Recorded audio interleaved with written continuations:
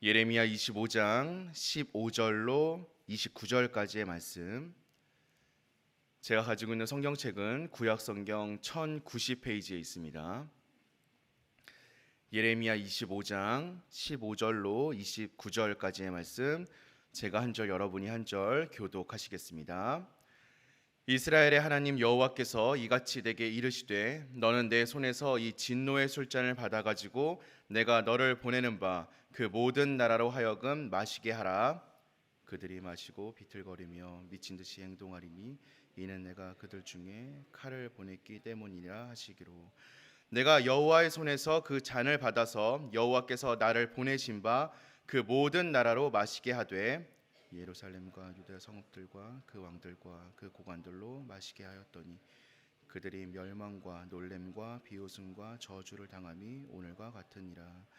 또 애굽의 왕 바로와 그의 신하들과 그의 고관들과 그의 모든 백성과 모든 섞여 사는 민족들과 우스 땅의 모든 왕과 블레셋 사람의 땅 모든 왕과 아스글론과 가사와 에그론과 아스돗의 나머지 사람들과 에돔과 모압과 암몬 자손과 두로의 모든 왕과 시돈의 모든 왕과 바다 건너쪽 섬들의 왕과 드단과 데마와 부스와 살적을 깎은 모든 자와 아라비아의 모든 왕과 광야에서 섞여 사는 민족의 모든 왕, 시므리의 모든 왕과 엘람의 모든 왕과 메대의 모든 왕과 북쪽 원근의 모든 왕과 지면에 있는 세상 모든 나라로 마시게 하니라.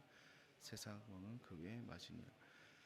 너는 그들에게 이르기를 만군의 여호와 이스라엘의 하나님의 말씀에 너희는 내가 너희 가운데 보내는 칼 앞에서 마시며 취하여 토하고 엎드려져 다시는 일어나지 말아라 하셨느니라. 그들이 만일 내 손에서 잔을 받아 마시기를 거절하거든 너는 그들에게 이르기를 만군의 여호와께서 말씀하시기를 너희가 반드시 마셔야 하리. 함께 오시겠습니다. 보라, 내가 내 이름으로 일컬음을 받은 성에서부터 재앙 내리기를 시작하였은즉 너희가 어찌 능히 형벌을 면할 수 있느냐? 면하지 못하리니 이는 내가 칼을 불러 세상의 모든 주민을 칠 것임이라 하셨다 하라. 만군의 여호와의 말씀이니라. 아멘. 오늘 하나님께서는 진노의 포도주잔을 통하여서 심판으로 죽음을 맞이하게 될 사람들이 있다라고 우리에게 경고하고 계십니다. 진노의 포도주잔이라는 말씀은 술에 취한 사람이 비틀거리다가 쓰러지는 것 같이 침략군의 칼과 활에 맞아 쓰러지는 이 심판을 의미하고 있습니다. 하나님의 심판은 우리에게 어떤 방식과 어떤 모양으로 진행이 되겠습니까? 심판의 예언을 통하여서 또 우리가 배워야 하는 교훈은 무엇입니까? 오늘 말씀을 통하여서 이러한 것들을 한번 고민해 보고 또 그 가운데에서 은혜를 발견하는 시간이 되기를 소망합니다. 이 선지자 예레미야를 통하여서 건네어 주신 진노의 포도주 잔의 경고, 그리고 이 심판을 가장 먼저 받을 민족은 다름이 아니라 예루살렘과 유다 성읍의 주민들이었습니다. 유다 땅의 왕과 고관들은 가장 우선적으로 이 하나님의 심판, 하나님의 진노의 잔을 받게 될 것입니다.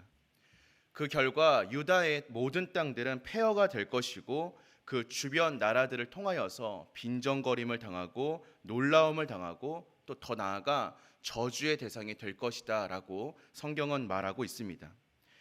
하나님이 너무나 사랑하신 그리고 하나님이 택하신 백성이었던 유다 백성이 가장 먼저 심판의 대상이 될 것이다 라는 말씀입니다. 하나님께서는 이스라엘을 선택하셨고 그들을 하나님의 자녀로 삼아 주셨습니다. 한없이 보호하여 주셨고 한없이 공급하여 주셨습니다.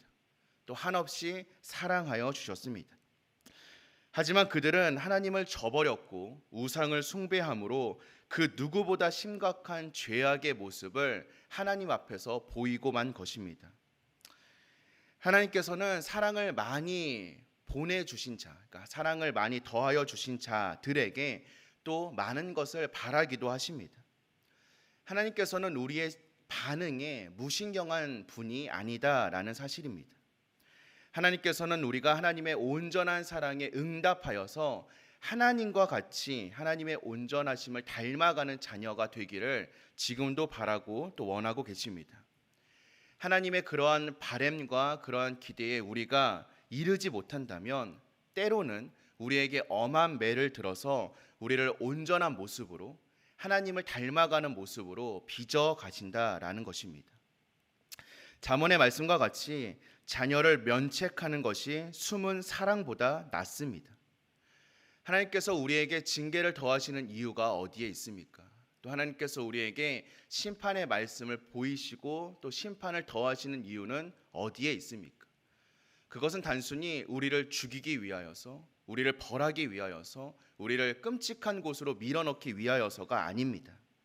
하나님께서는 그러한 징계를 통하여서 죄 지은 자녀를 거룩한 자녀로 고치시기를 원하고 계십니다.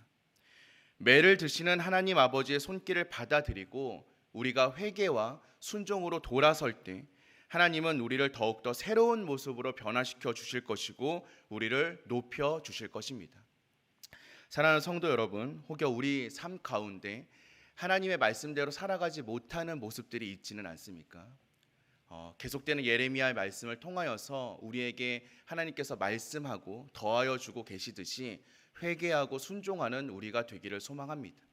그렇지 않는다면 우리도 유다 백성들과 같이 심판의 자리에서 벗어나지 못할 것입니다. 하지만 혹여 우리가 심판과 어려움의 자리에 닥친다 할지라도 너무 상심하거나 슬퍼하지 않아도 됩니다.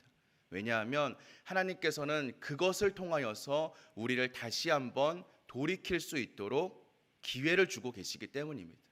그러니 혹 우리의 삶 가운데 어려움이 있다 할지라도, 슬픔이 있다 할지라도, 눈물이 있다 할지라도 그 자리에서 다시 한번 우리의 삶을 돌아보고 회개하며 순종의 자리로 나아가기로 결단하는 우리가 되어야 할 줄로 믿습니다. 유다 백성으로 시작된 하나님의 심판은 애굽의 바로와 그 신하 그리고 그들의 백성으로 옮겨가게 될 것입니다. 그 후에는 북방의 원근 각처의 모든 왕과 세상에 있는 모든 나라가 진노의 잔을 마시게 될 것입니다. 마지막으로는 세삭 왕이라고 하는 이 바벨론이 심판을 받아 멸망당하게 될 것입니다. 이 말씀은 하나님의 심판은 결국 이 세상의 모든 나라와 모든 민족에 미칠 것이다 라는 말씀입니다.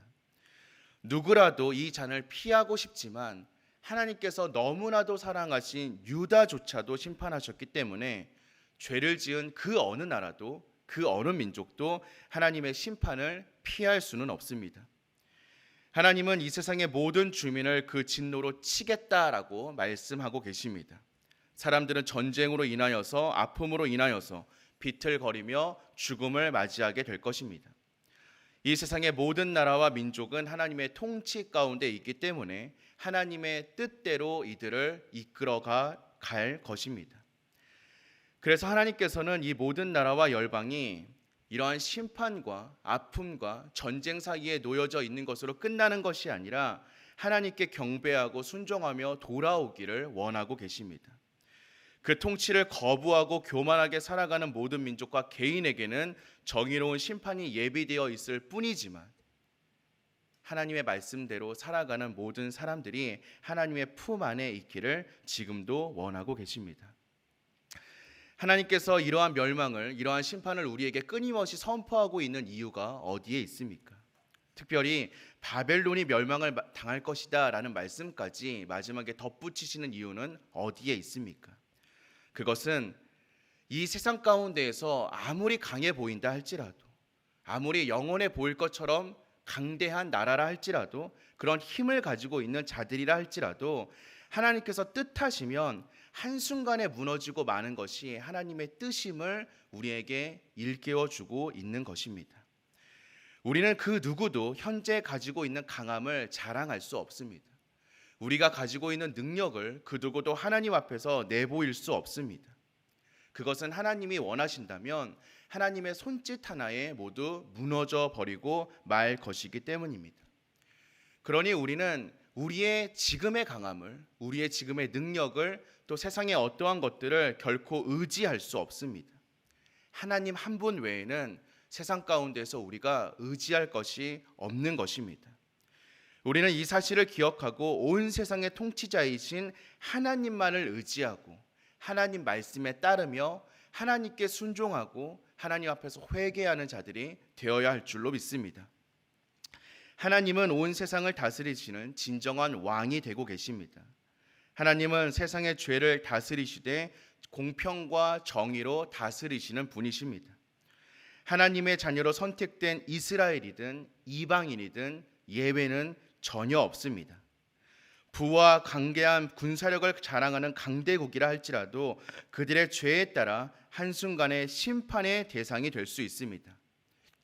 세상을 창조하신 하나님만을 경배하고 의지하는 것이 참된 지혜인 줄로 믿습니다. 우리가 계속해서 나누었던 말씀과 같이 회개하는 것은 우리의 삶의 주어를 바꾸는 것입니다. 지금까지는 내가 살았지만 이제는 하나님이 살아가시는 것. 내가 힘이 되었지만 하나님이 나의 힘이 되어주시는 것. 세상의 그 어떤 것들을 의지하며 살아갔다 할지라도 이제는 하나님이 나의 의지가 되어주시는 것. 그것이 바로 진정한 하나님이 원하시는 회개인 줄로 믿습니다. 사랑하는 성도 여러분, 혹여 지금 우리의 삶이 일이 잘 풀리고 좋은 일이 계속되고 있으십니까? 그렇다면 지금이 조심할 때입니다.